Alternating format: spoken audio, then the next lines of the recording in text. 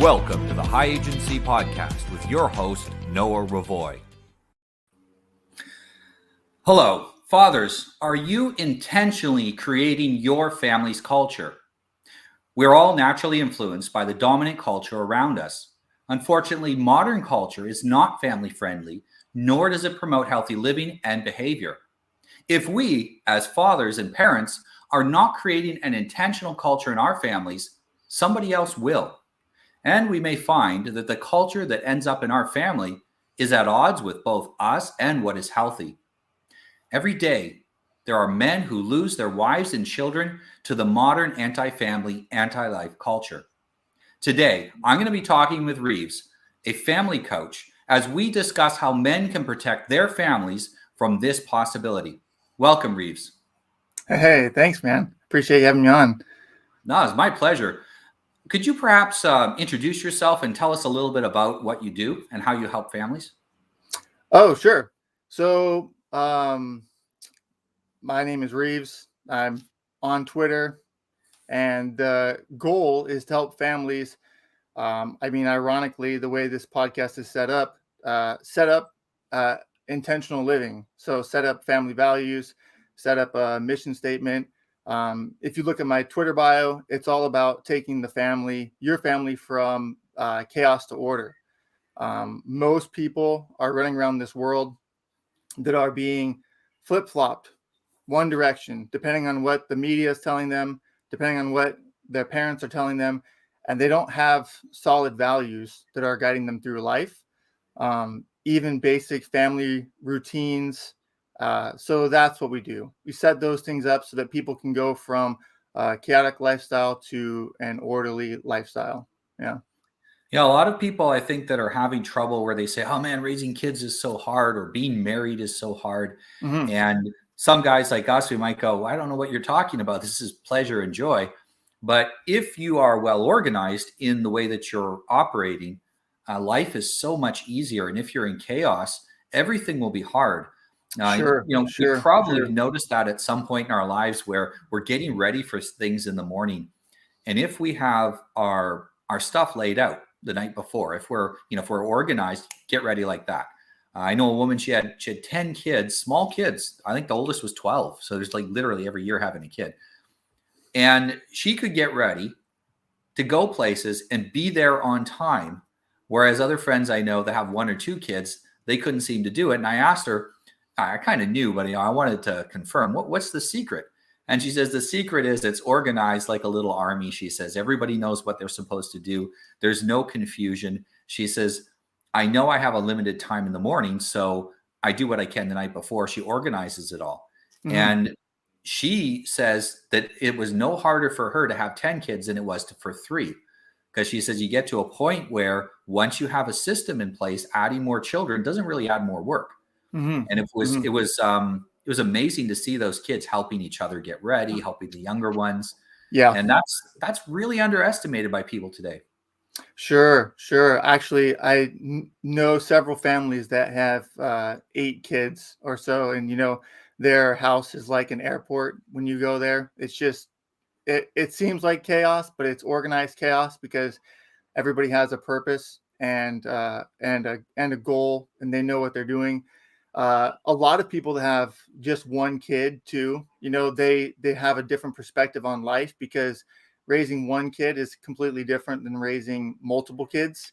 And ironically, it gets easier in a sense because as your kids grow, they can help out and help to do things. I have 3 boys and my oldest one is 10, and he's now more trustworthy, than he was when he was 2.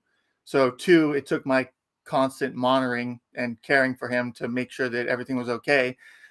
But now he can help his 6-year-old brother get ready while I'm doing something in the kitchen or doing something on the other side of the house. The 6-year-old doesn't have to depend on me in order to make that happen.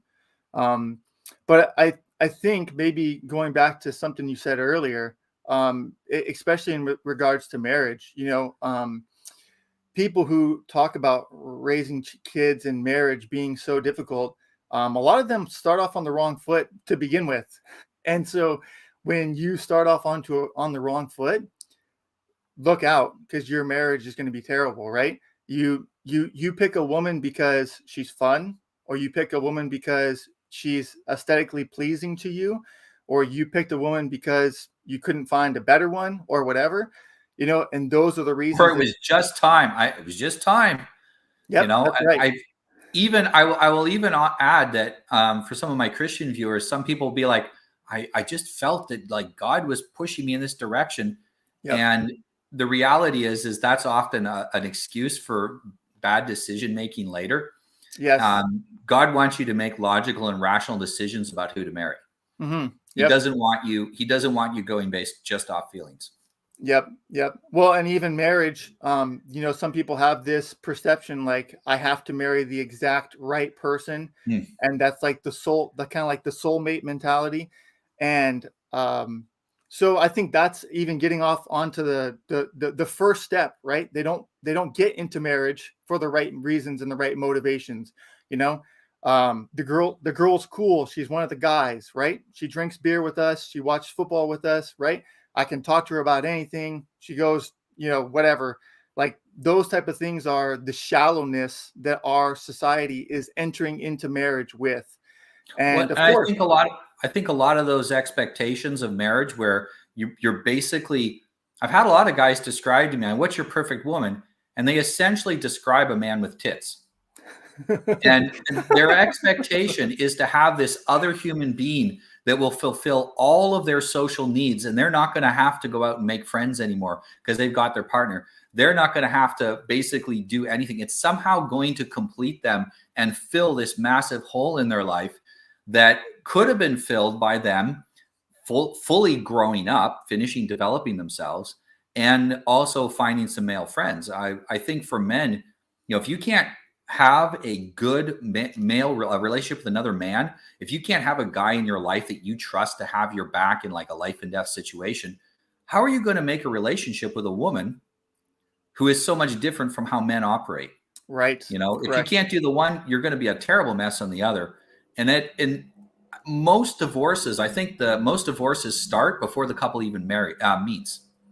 So they haven't That's even right. met yet, and the seeds for that divorce are being planted in the expectations that each partner has before they even get together. That's right. That's right. Yep. Yep. So this is what people call it like this cycle where you have parents that get divorced and that sets the kids up to get divorced, and the kids don't have the mom and the dad who are educating them on the values and the responsibility and the mission and the marriage, and they don't have that good example, and they're surrounded by people that are providing terrible examples, and so it just kind of ends up being the cycle where it's like, okay, well, my parents got divorced, my mom got remarried and she got divorced again, my dad got remarried and he got divorced again, everybody that I know is divorced, and so it's like factored into life now, like you know so Well, kids end up. part of it is I don't know if you've seen this where guys will put more effort into buying a used truck and like searching around for that Yes. truck and getting the right truck and making sure that they've checked all the reviews and doing their due diligence and background on the seller. Yep. And then when it comes to marriage, it's like, so what do you like about her? Yeah, she's hot and fun. Yep. And Yep. and like you wouldn't just buy the first shiny truck you saw. The guy puts effort into it. Man, if he put half that much effort into picking a woman, Yep. he would do a much better job than what he's doing now. Yep, yep. Yeah, that's spot on. And I mean, it goes even broader, right? Because I know that football gets railed on a lot. That men just know football statistics off the top of their head, but they can't tell you their wife's favorite restaurant to go to, or they can't tell you your wife's favorite movie, like um, How many we times have actually. you missed your anniversary versus missed the Super Bowl? Right. Correct. Yeah, people put too much emphasis on the wrong things. Really, things that don't have don't have lasting value, right? I mean, even if you do remember who won the Super Bowl, 10 years ago, does it matter? It doesn't matter. Versus going through. I think though people use this excuse, which is uh, I need a hobby. I need time to myself, right?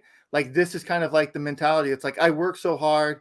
I just have to get away. I have to play golf. I have to, I need something to myself, and it completely removes just the family community, the aspect where it's like, well, no, you're not selfish anymore. You're living your life together. And there can be things that you do on your own for sure. You can have your own hobbies, but they can't be destructive to the family. Yeah. And oftentimes, when you look to it too, most guys are looking for highly consumptive hobbies. Mm-hmm. What they do is they trade money for the illusion that they have a hobby. Yep. It's not like they're out, building furniture from scratch, or, learning to That's right. hunt and fish, or something that's got some sort of production practical value. Right. It's essentially glorified entertainment.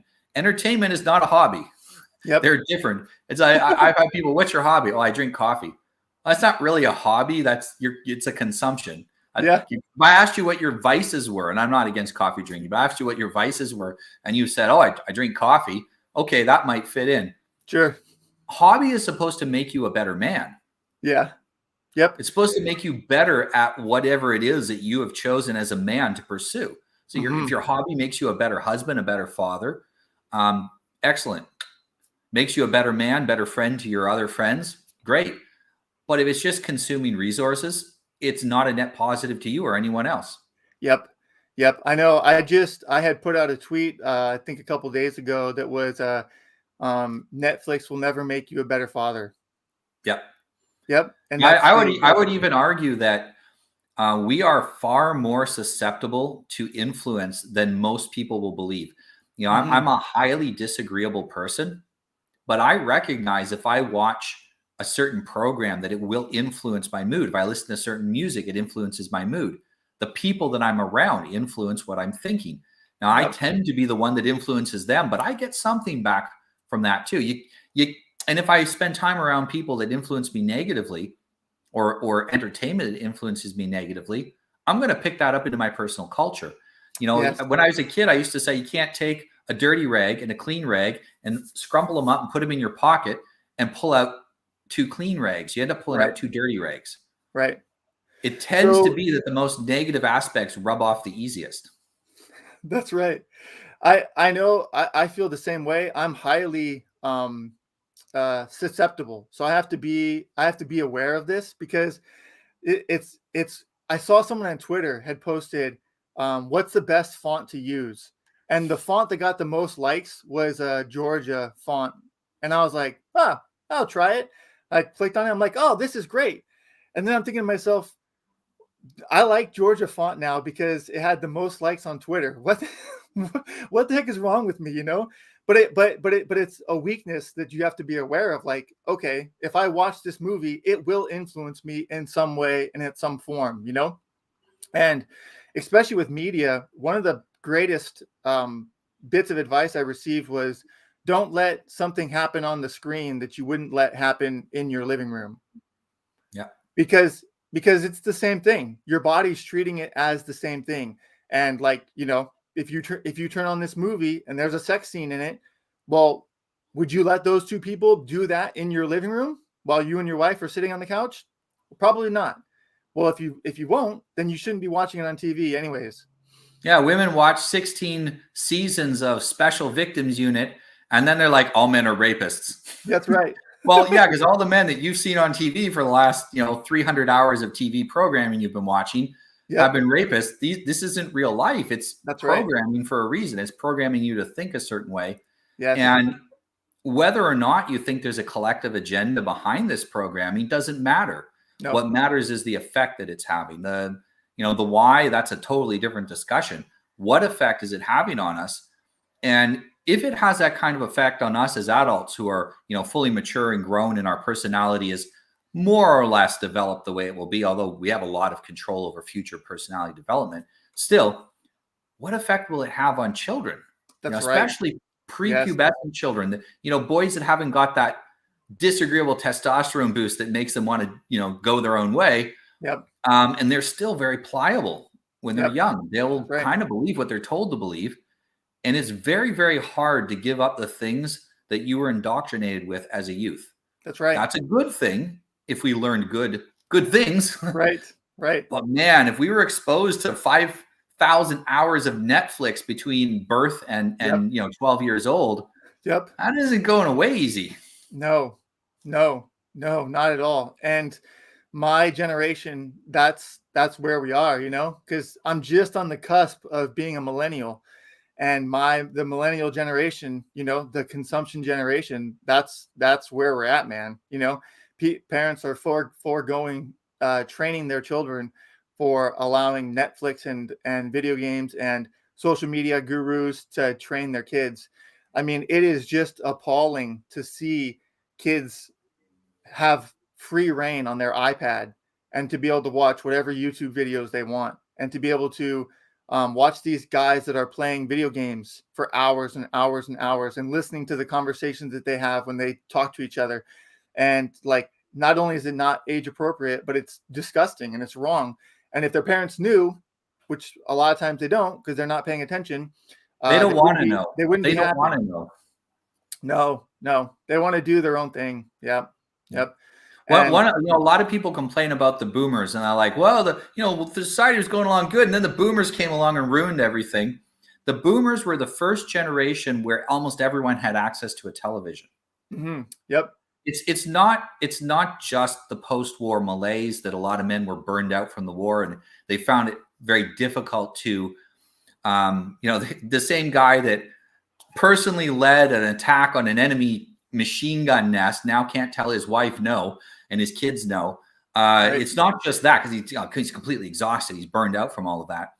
It's also the fact that they got thousands and thousands of hours of TV programming, and no human generation had ever had that much state programming before. All TV is state programming because you're licensed by the state to make it. So they get to decide what goes on or what doesn't.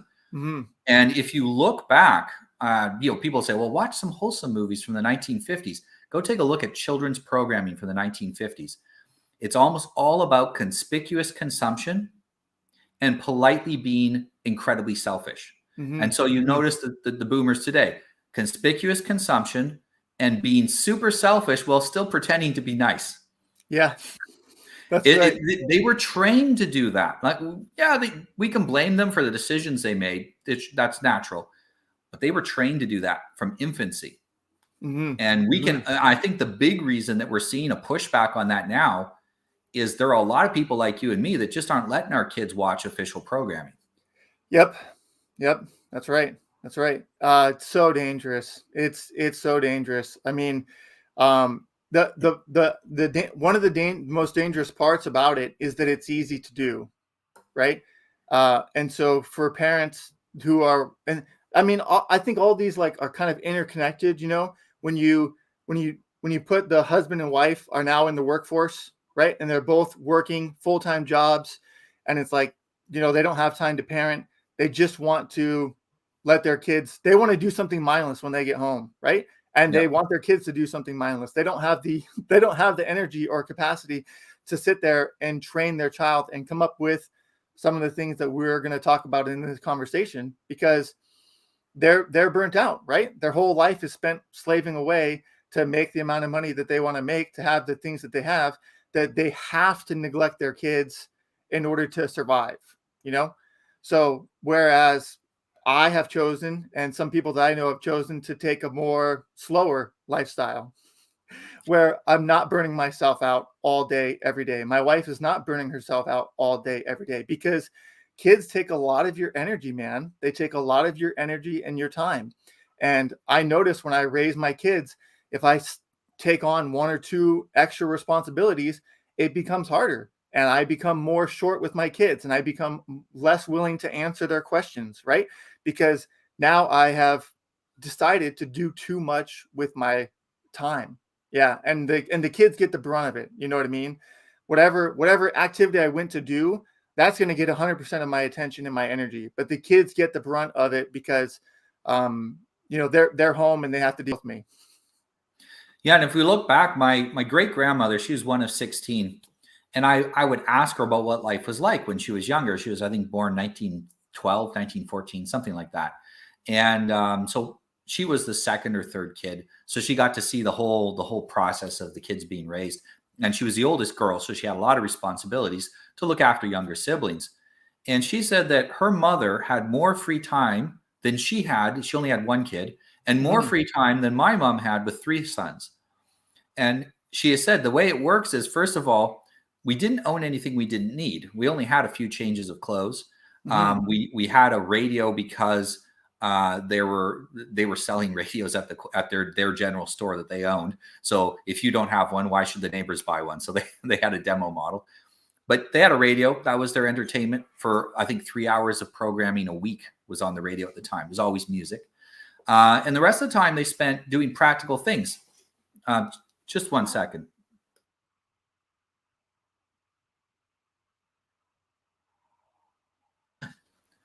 My son came in to ask a question. He's finishing up his. I think he's finished his daily school, so he was just coming in to ask a question. But yeah, she said we were so well organized. We had so little to do. They did manual laundry, manual everything, Mhm. and she still had more time. And Yep. the boys they only went to school for 12 weeks a year. All the kids. That's the only time school was only open in the summer, because in the winter, this was Canada. You couldn't get to the school because you were snowed into your property. And your number one people you spent time with were your siblings and your cousins. And your Yep. entertainment was reading the Bible and knitting and playing games and Mhm. baseball and other stuff in the backyard, and riding horses and other stuff that you do in the country, and hunting and fishing and chopping wood. I asked her what her entertainment was, and the first like 10 things she said were chores. We'd call it a chore now. Oh, we'd go and we'd watch the chickens, and then we'd gather up the sheep or whatever. Like that was your Sure. entertainment? Yeah, that was Sure. fun when you're a kid and you know nothing else. You take a kid now that plays 8 hours of video games a day. You want to go outside for a walk? Nah, it's No. boring. Yep. Yep. So there's a couple things that you mentioned here that are very interesting as far as the family dynamic goes. One of them is I remember listening to another podcast, and they were talking about like the parasympathetic mode Hmm. and the sympathetic mode, and what happens when you get kids who are playing these video games all the time. Their adrenaline's going and they're in that sympathetic mode, right? And that has them on high alert all the time, high agitation. They have trouble digesting food. Like there's a lot of negative things that happen when you're in the sympathetic mode all the time. The Was it your great grandma you're saying, or your grandma? Yeah, my great grandmother Your talking about when she was young. Yeah, if you think about the activities that she listed, all those things keep you in the parasympathetic mode, right? Where you're able to now digest food, you're not alert, you're basically rest and digest, relax, have fun, be calm, you're not going to be highly agitated by people and questions. And, that which is the way that our lifestyle should be. Most of our life, like, I don't know, 99% of our life should be that parasympathetic mode. But when you introduce things like video games and things like the TV and things like a high stress job, right? Even things like social media that are constantly bling, bling, bling, like those keep your body in that sympathetic state where it's on high alert all the time. And then you wonder why you can't go to sleep. And I you don't know wonder why why. I don't know why I'm so stressed. I just did spend 4 hours murdering people on a video game. That's What if right. that has anything to do with it? Yep. Basically, every child right now under the age of 10 has murdered at least one person digitally. Mm-hmm. Yep. And if you think about how sick that is, it's our ancestors were more physically violent than us on average. If you look at crime statistics and human behavior studies, but they were mostly responsively violent to a violent world, Right. and it had real consequences. And it was still far less violent than the virtual violence that people engage in today. And Sure. to a certain extent, your mind and body has a hard time differentiating Yes. between participating in violence voyeuristically and actually being in a violent situation. Yeah, they hook up heart monitors to people, and it races like they're in actual combat. They play a combat game. They feel like they're in combat, Yep. and Yep. that is that you're not meant to be in combat for years on end. It burns out people's endocrinal systems. A lot of young people have problems with their adrenal glands because they're burned out from all the exciting things they're doing. Yep. Yep. Yep. I don't know if you've heard about this, but originally for the US military, when they did target shooting, they would just do like circle targets. They wouldn't do silhouettes. And when they introduced silhouettes and even like realistic looking targets, when they first introduced those, the people had a hard time shooting them. They had a hard time shooting them because they had never done anything that looked similar to like shooting a person before. And so just like, shooting a target is completely different than shooting a face that's looking at you, and that has your body has a different reaction to that. Yeah. Well, I talk a lot about the TriFunctional System, and it's basically the order that European society was divided into, where there was a very tiny group, 1% or less, that were psychologically suited to be the judges, the priests, the lawyer, the people that basically deal with truth and law and science. And then there was the warrior groups, which produced security for the nation. But most people were producers. And the way producers operate is that it's consistent effort over a long period of time in a safe and secure environment makes them happy. The warriors, they like periods of calm to recharge, and then they like extreme excitement. And those individuals, they actually deal pretty well with it. That's why you'll see people go to war and one guy's got PTSD and the other guy's like, yeah, that was no problem. It has to do with which of those phases they happen to be closer to, which to some degree is your ancestry. But if you're not from one of those groups that is kind of predisposed to deal with violence, it's very, very hard for them to get soldiers to behave as if they're in the warrior class when they're not.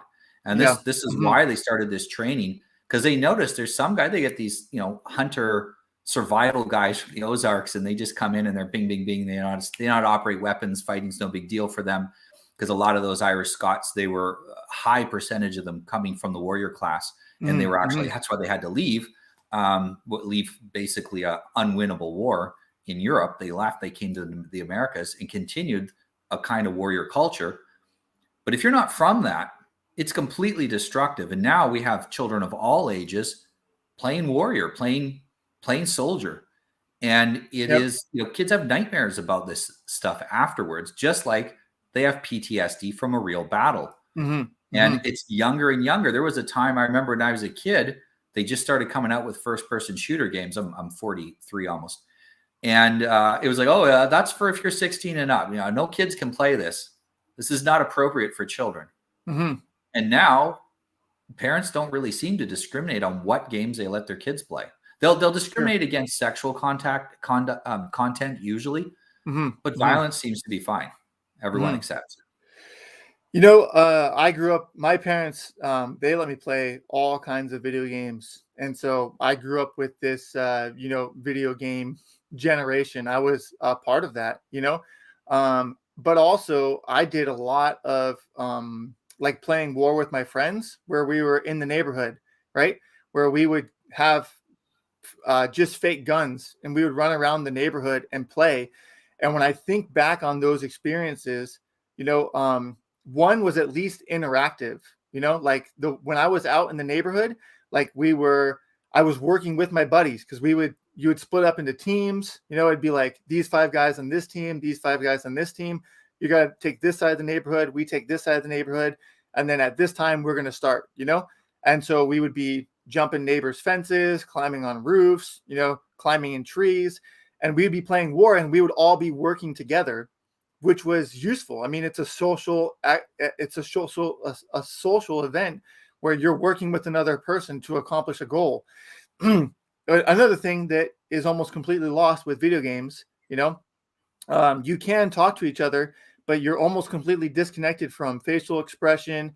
And if you don't like the person, you can just never play with them again online. And it's cool. You can just live in your own world with people who love you and care about you, and you don't have to work things out with other people, You're also really disconnected from consequences. Yep. When you're running around with your friends and climbing up on roofs and stuff, there's actual real danger involved. Yes. The way my friends and I used to do, we'd have bows and arrows and actually shoot at each other with homemade bows and arrows. Occasionally someone would get one stuck in a leg. Nobody ever got one in the eye, thank goodness. Yeah. And we really beat each other with sticks as if they were swords. We didn't do as much with guns. It was Canada, so it was more swords and shields and bows, more primitive warfare. Yeah. Yeah. But there was real consequences. You could really twist an ankle. You could really fall off a tree, fall off a Yep. building.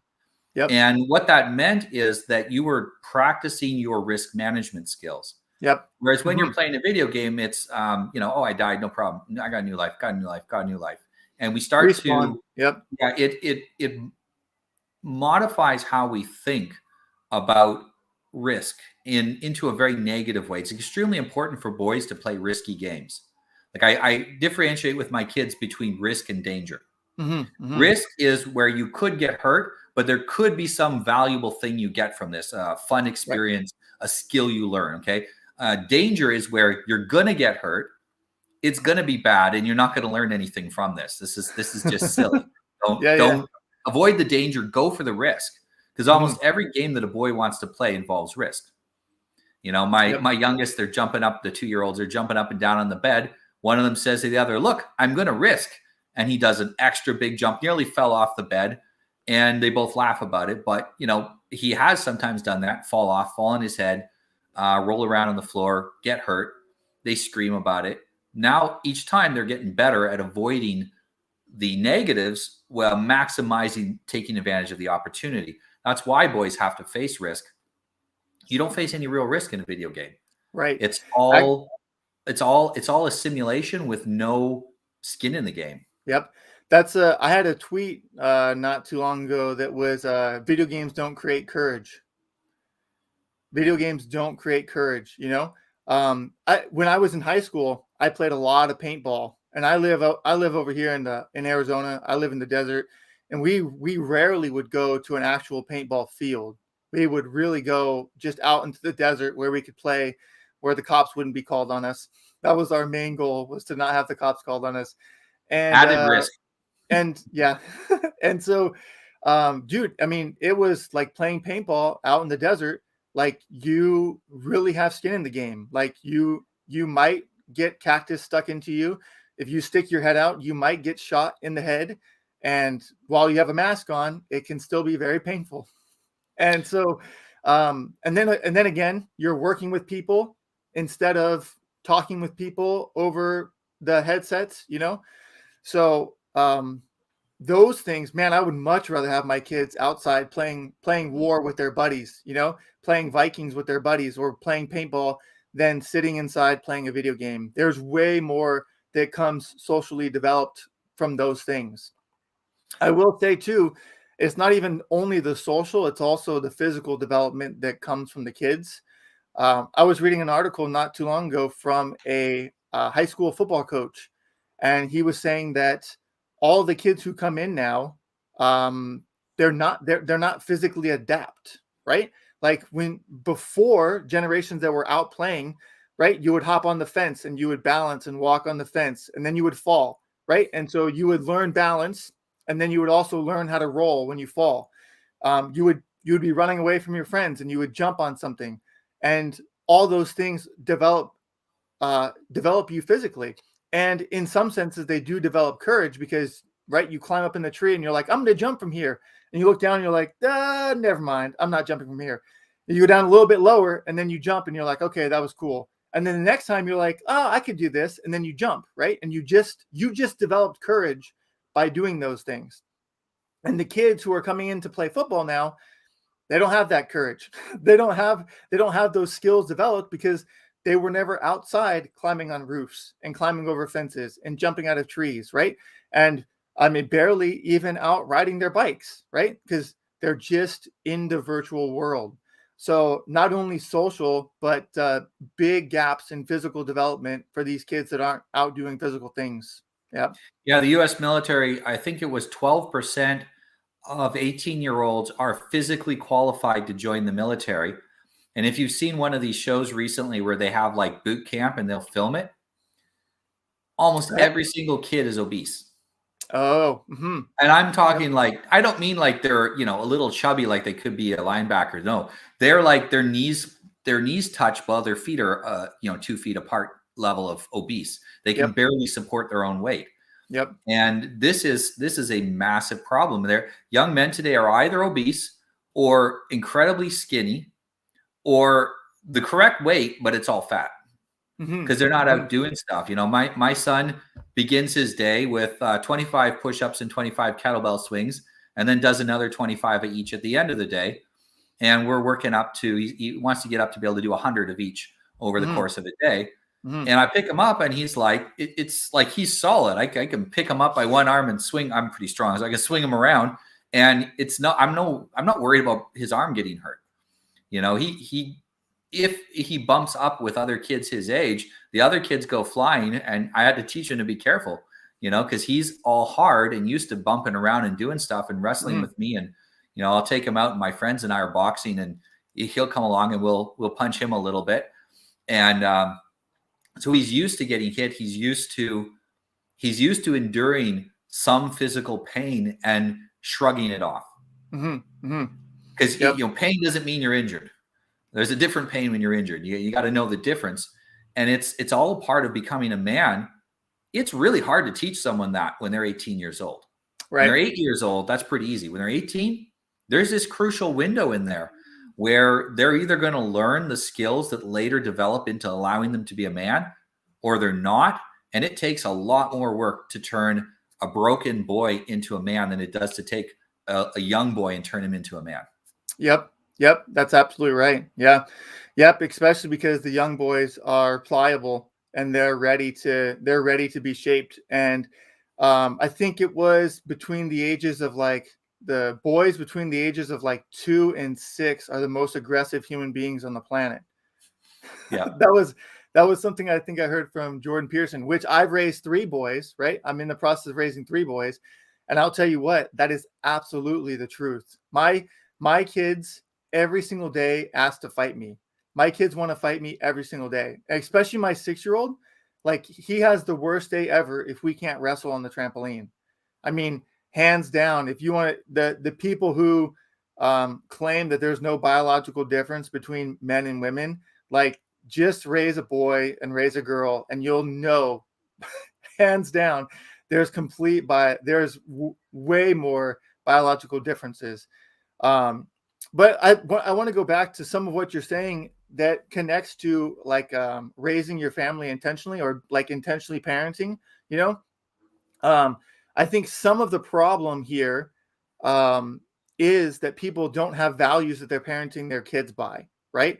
So once you don't have values that you're parenting your kids by, then you're just going to be sucked into whatever's happening at the moment, right? Whatever's going on throughout the time. So like my family, one of our values is fitness, right? And we use that as a guiding post for making decisions.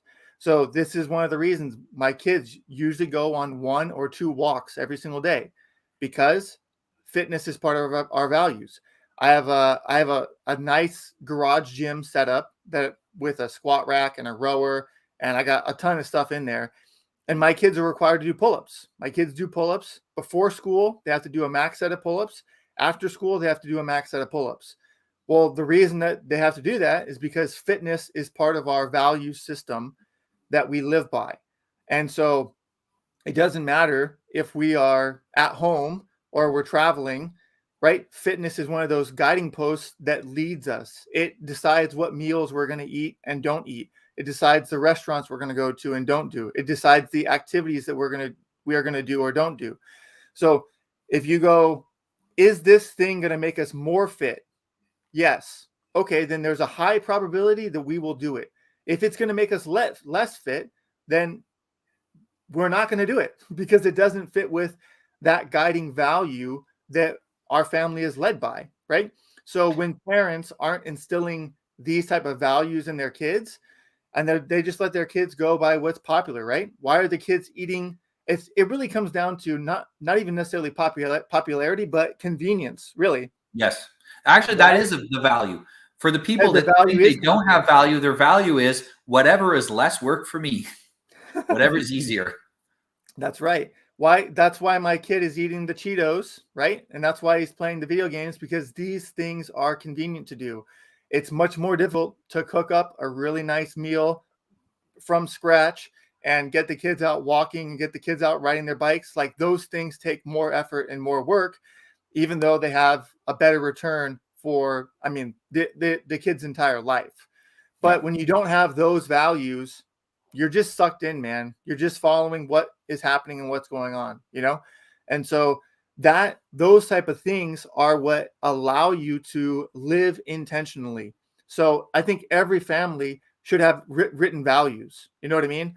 Um, mostly probably between like 4 and 5. If you get past 5 values, you know, at some point it's like, all right, the kids aren't going to remember this. You're not really going to remember this, you know? So you can sum up your values between, you know, like 3 and 5 values of what the family are going to live by. And then you can use those as guiding posts. And I don't have a hard time when my kids go, Dad, how come they're drinking soda, but we're not? You know, we go to Costco. Hey, that kid's eating a churro. How come I don't get to eat a churro? Well, you know why you don't get to eat a churro. Is it going to make you more fit or less fit? It's going to make you less fit. You're going to be less healthy because you ate that. So we're not going to eat it, right? So I think that is crucial to living an intentional life with your family, you know? So the ideal scenario would be that your parents pass values down to you. And then as you get older, you kind of take those values and kind of make them your own, right? Maybe you have 3 or 4 values that are similar to your parents. And then you kind of like maybe pick up 1 or 2 values that are your own. And then you marry somebody that has similar values, right? So again, going back to marriage in general, people are marrying each other because they're hot, because she's available, because she was the one who responded to me, right? She's the one who said yes. Whatever's easy. Again, it goes back to the whatever's easy value. Right. So if you had values and then you married someone with similar values, then you would almost like just intentionally be passing on these values because you already have to have them established and your wife had them established and it's good to go. Like you're going to be passing them down to your kids. But that doesn't happen. So people have to go out of their way now to establish their own values or they'll just be grabbed by what's convenient today. Yep. One of the things that I find really helps with establishing the values deep in our own psyche and in the psyche of our children is the story that we tell about ourselves and our family. When I say story, I don't mean like, you know, fictional, just make it up, but it's your family history, your family narrative. And I remember as a kid growing up, my dad telling me, you know, Revoys are strong people. Mm-hmm. He was always into powerlifting. He was a stonemason. So he was lifting 300-pound stones up on the walls and then cutting them to fit. Yep. And so he had to be strong to do that. And he had to be strong with all of the exercise he did. So, and then my grandfather, he never worked out in his life, but he was always doing like physically exertive hobbies. So like gardening, so he'd be carrying out like some gigantic tree out to his backyard and leveraging it into place and taking these huge rocks out of his garden. And so he was strong, like without going into a weight room, he was stronger than probably 90% of men in his 70s. Yeah. And awesome. Yeah, and it was just like, and all the men in the family were big and strong. And it was just who we were. I just took it for granted that I was going to be strong too if I did what they did. Yep. And even I even went back to stories of relatives I never met because they died before I was born. And my grandfather would tell me the stories about his dad being a lumberjack and all his uncles being lumberjacks with him, and all of the crazy adventures that they had, and you know, ventures they had during the war and stuff like that. So they were. It was to me, I'm just going to be strong. That's what I'm going to do.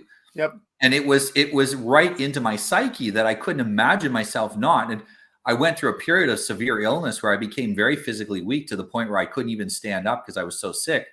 And it really hit my psyche hard that for the first time in my life, I wasn't stronger than almost everyone that I met.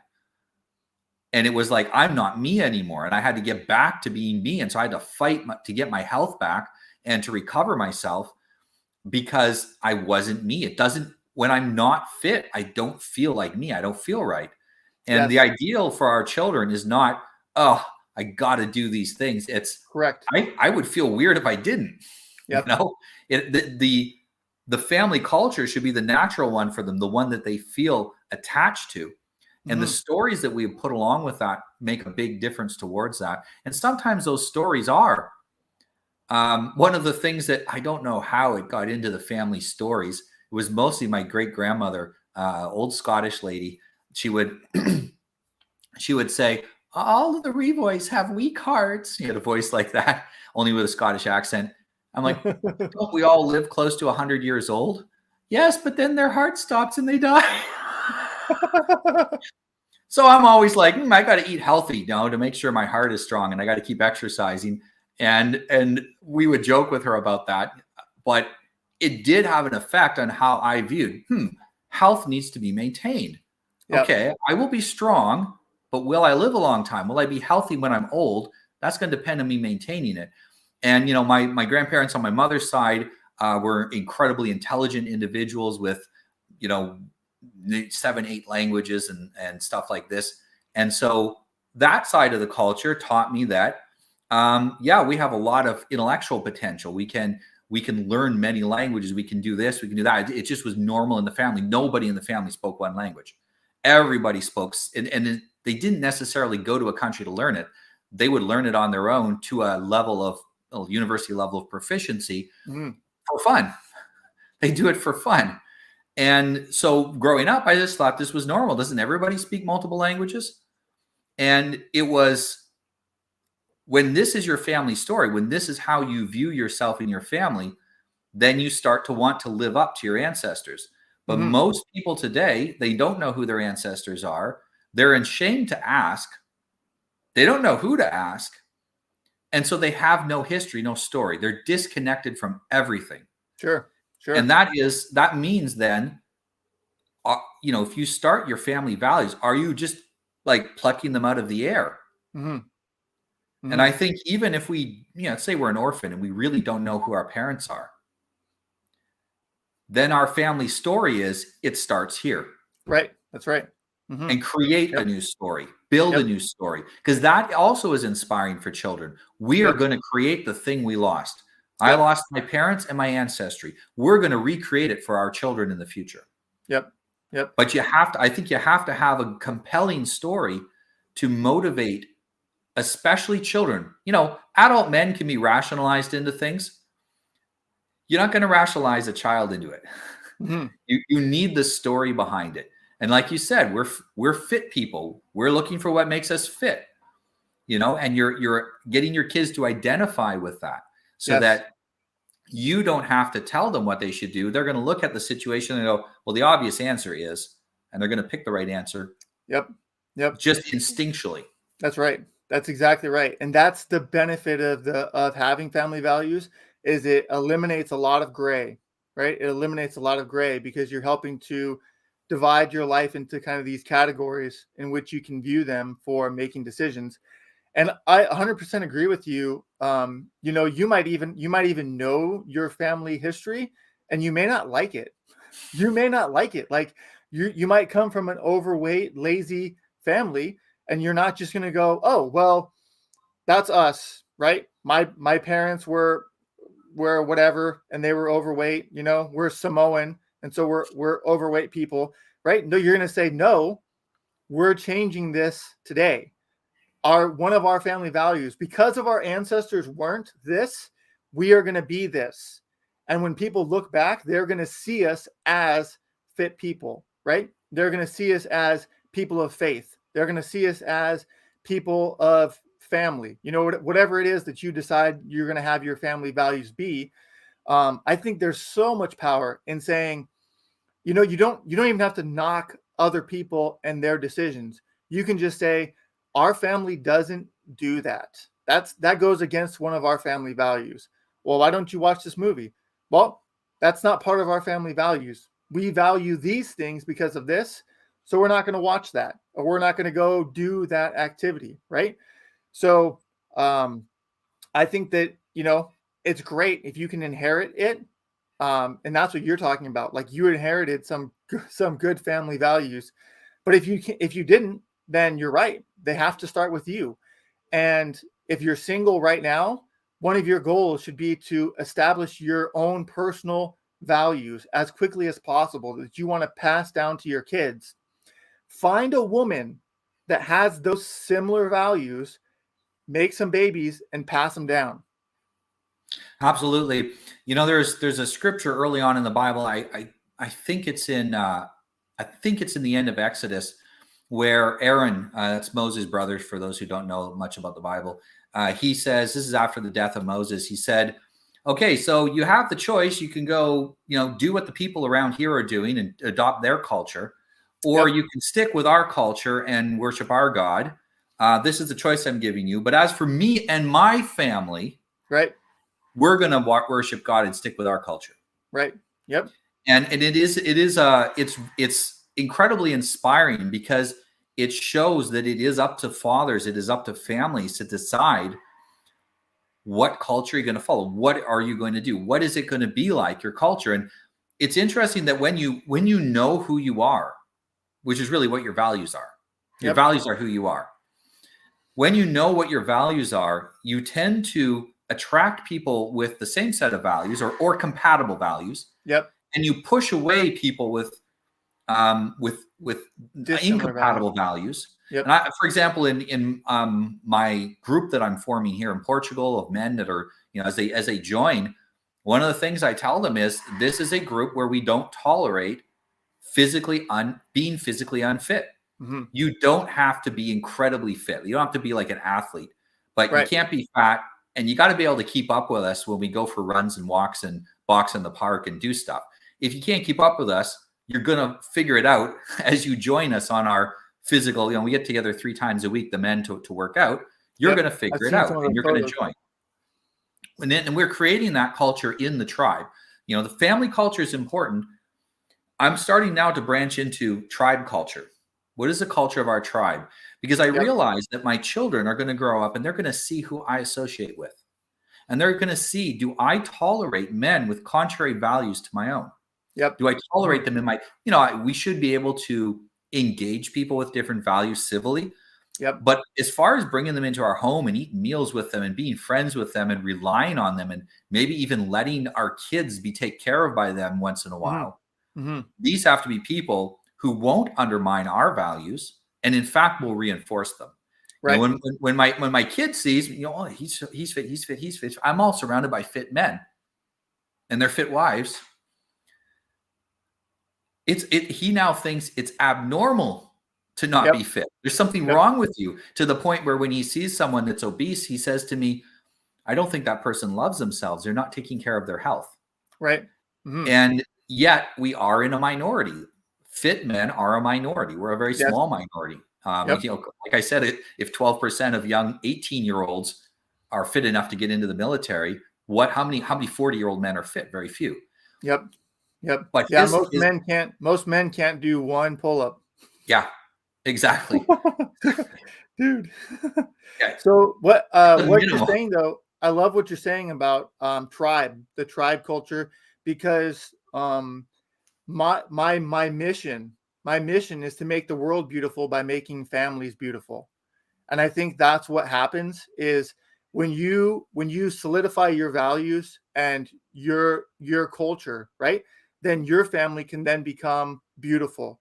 And then when that happens, you will find people that have similar cultures, and you essentially make this tribe, right? This is one of the most powerful things I think about the local church community for, people who are Catholic or whatever, just a church in general. Like when you eliminate the church altogether, there's not very many ways where people gather together and meet, like sometimes it's the bar, and now you're connecting and meeting at the bar culture, right?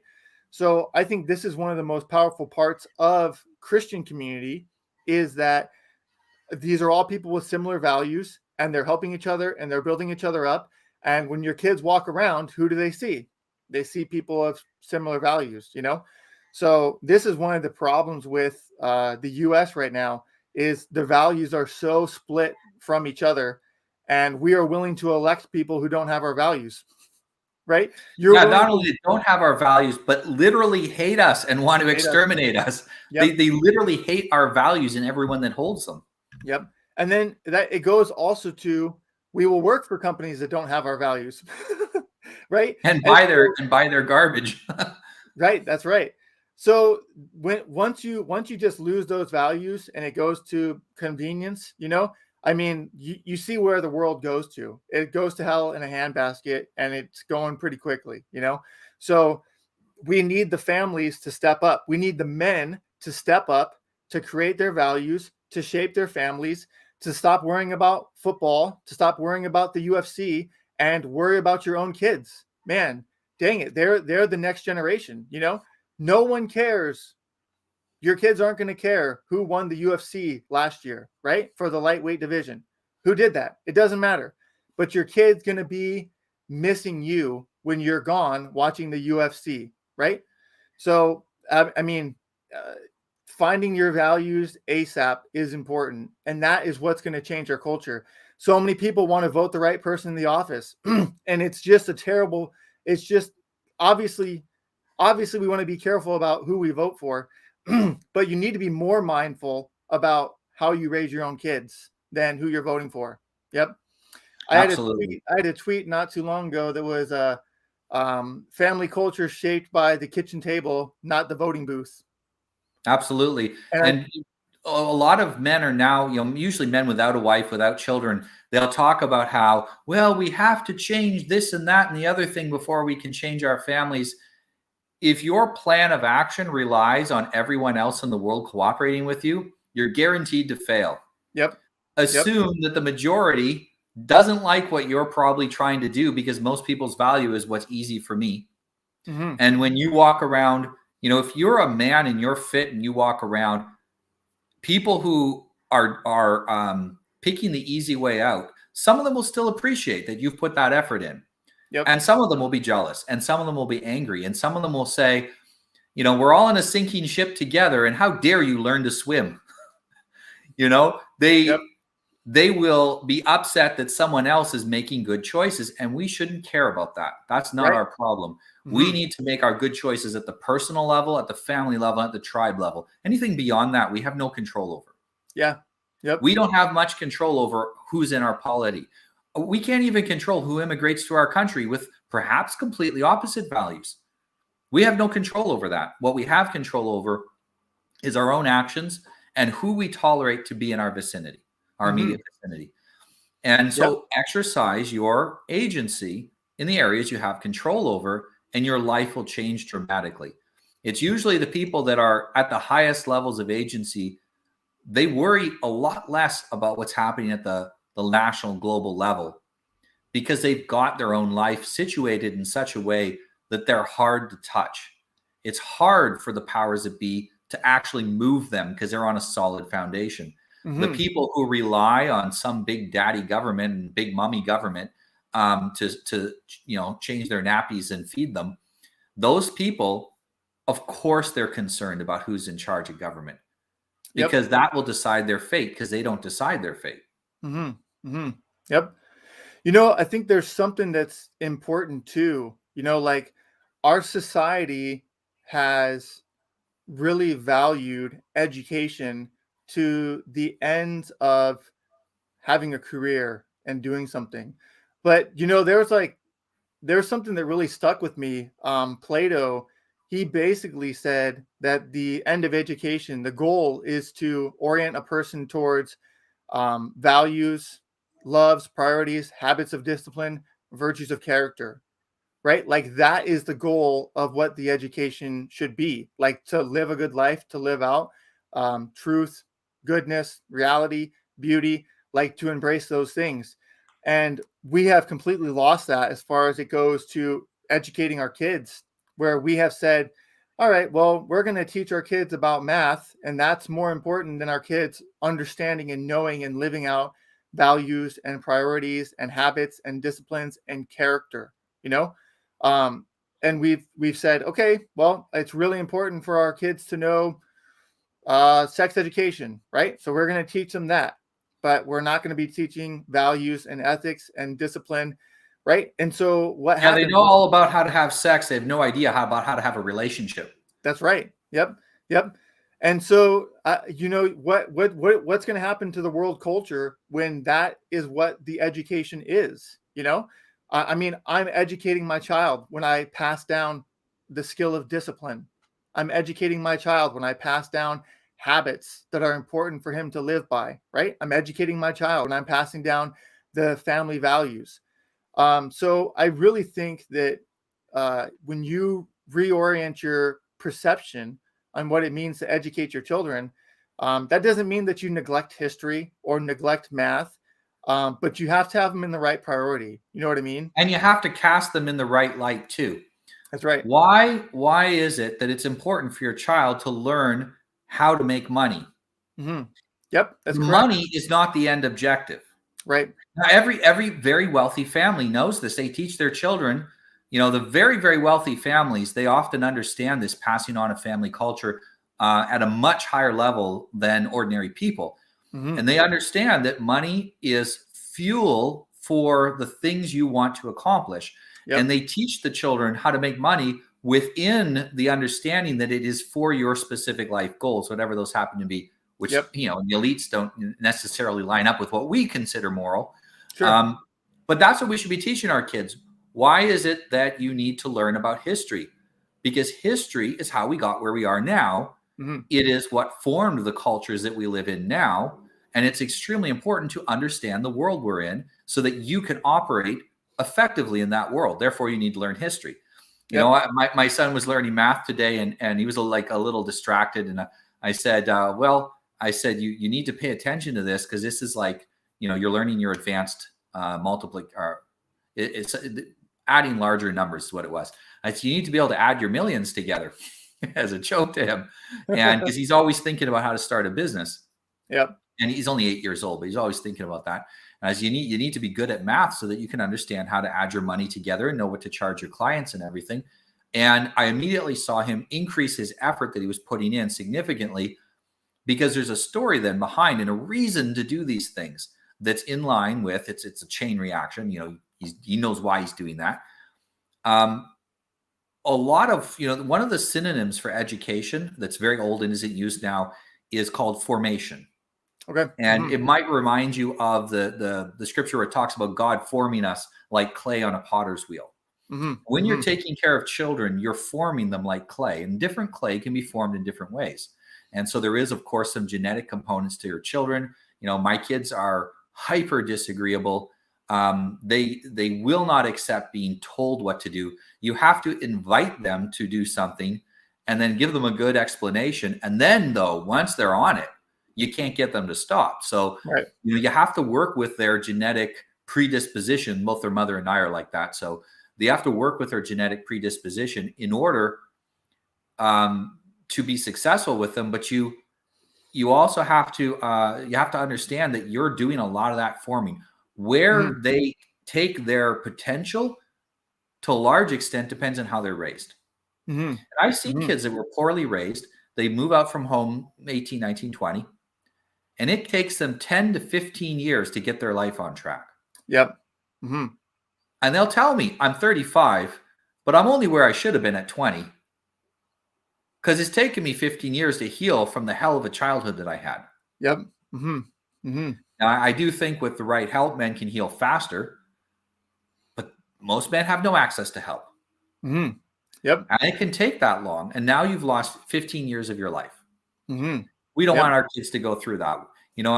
If you think about it, your great-great-grandfather was probably more of a man at 18 than we'll ever be. And our great-great-great-grandmother was probably more of a woman at 16 than most women today are going to be.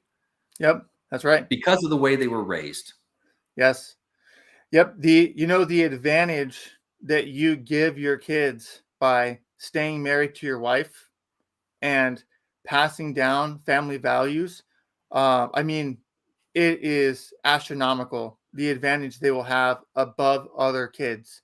Even simply just knowing why they're doing what they're doing, right? Like even having a reason behind why am I functioning in this world?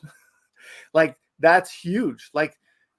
People have a hard time waking up in the morning to accomplish something because they don't know why they're doing it. Yep. Right? They set these New Year's resolution goals, and they don't know why. They don't know why. And so the younger you can pass down all these whys, which is similar to, the values, if you can pass down all these whys to your kids, man, you give them a huge advantage in society, because they're not wondering, trying to figure out, why am I doing this? Why am I going to college? Right? Why am I tithing my money to the church? Why am I doing this and that? I mean, if my kids aren't standing on my shoulders, I've failed. Absolutely. I've said this before, that despite all of my father's flaws and imperfections, he raised a son that turned out better than him. And despite all of my flaws and imperfections, I'm going to raise a son that turns out better than me. My sons will turn out better than me. Right. And that should be our ideal. And this is not to put down the past generations. Correct. Yes, they had their flaws, but our objective is to raise up our families. We're no longer at a point, for most of us, most men are not going to be able to have a direct effect on global culture, on their nation's culture. That's probably too far reach for the vast majority of men. But in aggregate, by raising our children right, by creating that intentional family culture, we in aggregate have a much larger effect than any one individual is going to have on how nations run. And a lot of men forget their aggregate potential, the potential of them and all the other men following a path. I mean, we fell off the wagon of civilization after the Second World War because the majority of men checked out. Mm-hmm. They were exhausted from fighting that war, and they just checked out. They completely checked out. Yep. And we see the result of that. Mm-hmm. If enough men check back in, we're going to be the ones that are having the kids. We're going to be the ones influencing the future. The truly broken people who aren't interested in taking the help that's available to get better, they're not having many kids. Mm-hmm. Yep. And give that long enough. There was some great, this was in Japan, there's some great Japanese statistics that yes, their population is shrinking, but families are either having no children or 3 children. Mm-hmm. And they said the number of families with 4 and 5 children has never been higher since the Second World War. Because that's when they also had a similar problem to us, because they were exhausted from the war too. So what's happening is those that want to have kids are having a lot of them, raising them well. And a lot of them are moving out of the big cities into the countryside, into the smaller towns for a quieter life, for less stimulation. And they're, taking their kids back to, if I live in the countryside, I spend half as much, I can spend more time with my kids. I'm going to work less. You can't raise 6 kids working 80 hours a week like your average Japanese man. Yep. And they're healing their culture in this way. And yeah, they'll have a population dip until everybody that's in the country has been raised with 5 or 6 brothers and sisters, and this is normal, and their population will recover again. Yep. I think we're going to do the same thing in the West. It's going to be complicated because we have such a fractured culture right now, unlike countries like Japan. But the potential for us in our families and our tribes to be beacons of hope amidst the chaos is enormous. Mm-hmm.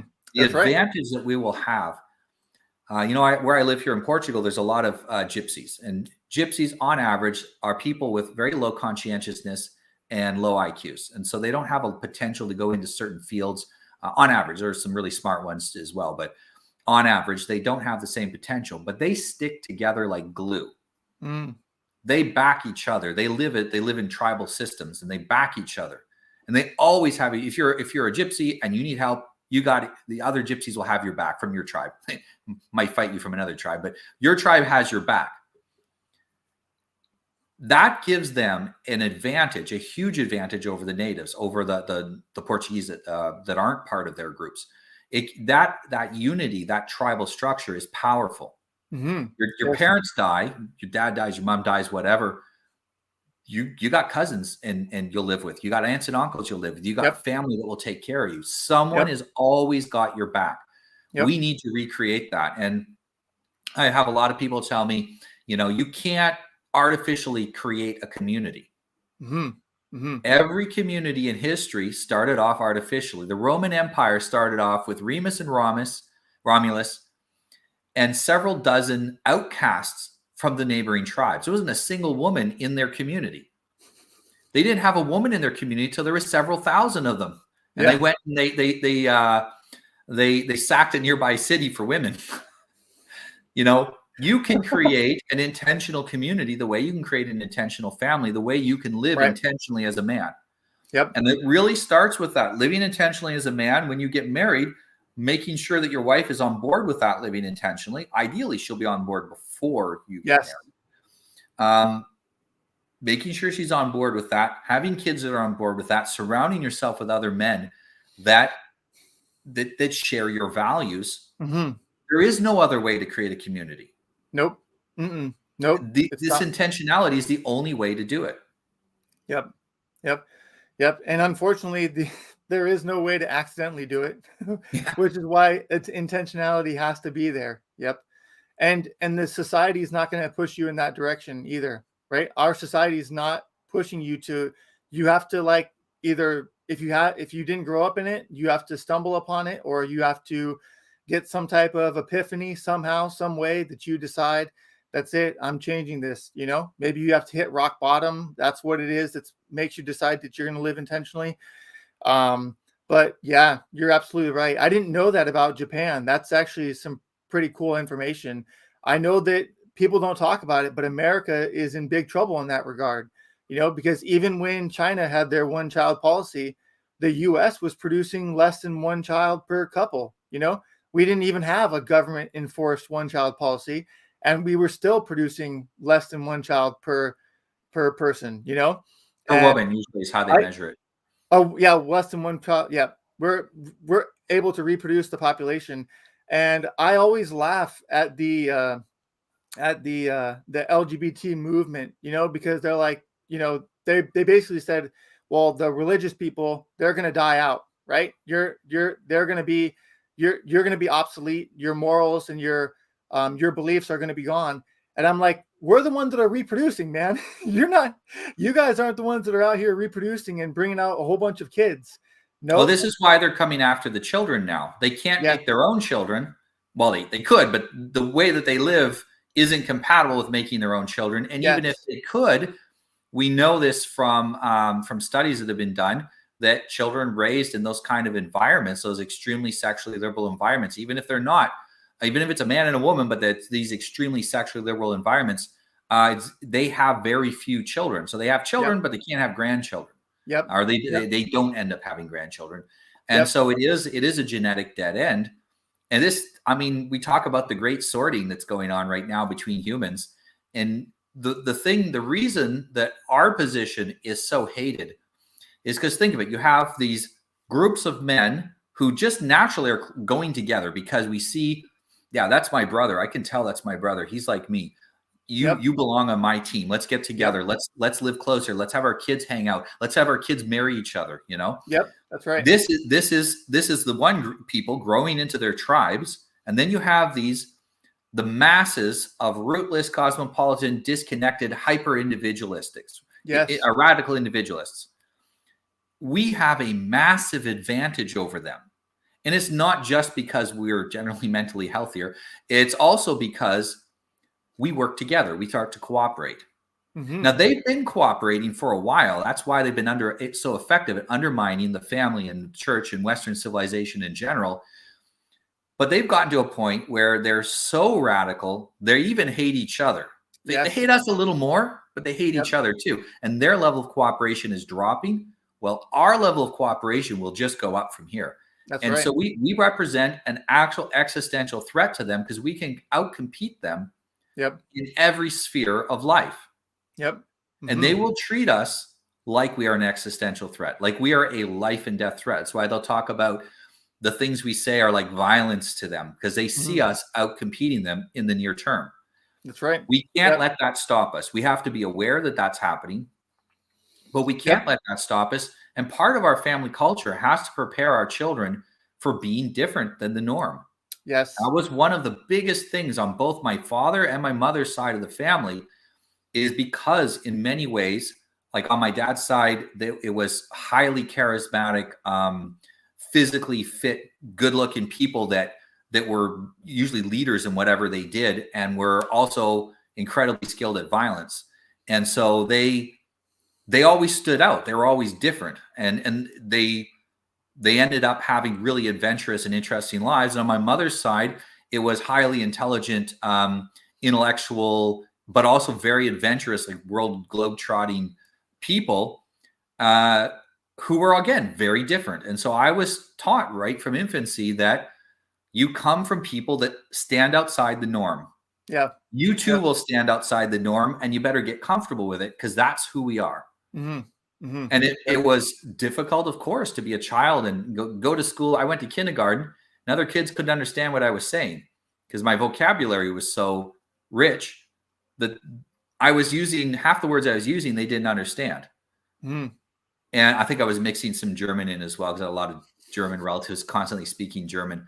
They felt more comfortable speaking German than English a lot of times. So I was mixing it up, and I remember it took about 2 or 3 years till I could figure out how to communicate with my peers in a way that they understood. And it is a bit isolating, but I got comfortable being different than the norm. And whenever I'd come across another child or even an adult that thought like me, we immediately would recognize each other. And now with the internet, I'm able to find tons of men and women that are on my wavelength. And so we are pulling ourselves together. And I tell the guys that what we're doing is we're forming a new aristocracy. People don't realize to what extent the existing aristocracies planned their position. Up until prior to the First World War, when aristocracies around the world started to become delegitimized, they planned very carefully to get where they were, to maintain their power, to maintain their separation from other people. And what it means is to recognize that your family has history and culture, and that you are allied with other families, and you're going to cooperate with them. We don't have to do this in a "I'm better than you" sort of way. It's more of a "I'm different," and this is what works for me and my people. Yep. Yeah, I think that especially the language of being different, like I have this perception of I'm creating a beautiful family to beautify the world, but we're going to look different than an ugly world. We live in an ugly world right now, and by God's grace, we will look different than them. You know what I mean? Like if our goal is to pursue beauty, then absolutely we're going to look different. And you just have to kind of understand that. And it's better for your kids if you can pass that down to them and give them a heads up that, look, we live in an ugly world. We're not embracing this ugly world. In fact, we're living in contrast to this world, and we're trying to make it better. Absolutely. And a big part of the reason the world is so ugly is because one of their primary values is do what's easy and conform. They can't all conform to beauty. Right. Correct. Many of them could, but they can't all. And the only way they can conform is to drop down to the lowest common denominator and be all the same. That's their only way they can do that. And that plays into human beings will try to accomplish what they want to accomplish in the least effort possible. Right. If you can status signal by being lazy, you'll status signal by being lazy. Yep. But within our groups, within people who think like us, our status symbol, and status just means which group you belong to, basically. It's not a hierarchy necessarily. It's what group you belong to. Our status signal is physically fit, attractive, healthy, happy families. That's our status symbol. Guy comes along, says, I got 12 kids. Like, wow, that's amazing. Guy comes along, yeah, I just did my first 3-plate bench press. Like, wow, that's impressive. Yes. If that impresses us, we know we're probably in that group. We're a brother to that guy somehow. That's right. That's correct. Yep. And that's how we're going to identify our tribe. And absolutely, men and women out there who are feeling isolated because you are different, because you want different things than what your neighbors and maybe the rest of your family wants. Go look for those people that want what you want. Associate with those people, even if you have to do it online for now. For a lot of young people, that's the only way they can do it. Yep. Associate with those people, absorb that culture, let that be your influence rather than Netflix and the propaganda that we get from a very ugly world. Let that beauty and that search for truth, which is truth is the ultimate beauty. Let that be your guide, and let yourself intentionally develop a life and a family and a tribe that follows those rules. Thank you so much, Reeves, for joining me today. It's been fantastic. Dude, thanks for having me on. I appreciate it. This is great. Have a good day, everyone, and thanks for joining us. Thank you for watching our video, and I hope it inspired you to take action in your life. Please subscribe to our channel and like this video to get more agency building content. The real secret sauce is in our newsletter. Click on the link in the video description below to sign up. I promise I won't flood your inbox, and anything that we do send you will be of high value.